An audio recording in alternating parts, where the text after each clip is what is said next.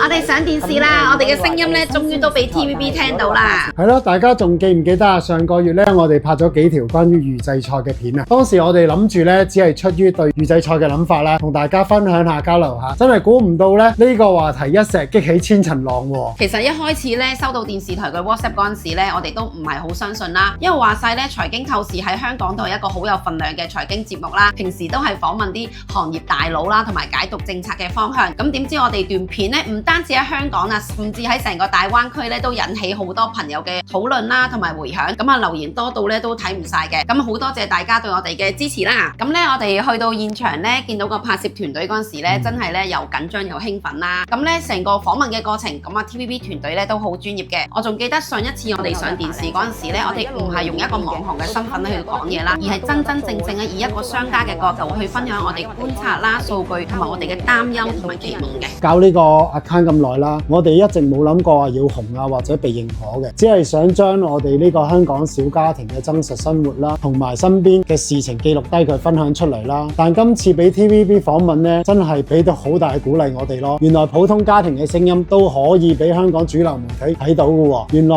我哋認真做內容，唔單止可以幫到屏幕面前嘅你，仲可以得到專業平台嘅認可啦。呢一樣嘢已經對我哋香港家庭呢個 account 過去所有嘅創作最好嘅鼓勵。咁如果大家有興趣嘅話咧，都可以上網重溫翻㗎。咁之後咧，我哋會繼續分享我哋喺香港嘅生活啦，同埋大灣區嘅玩樂日常啦。希望大家咧會繼續支持我哋啦。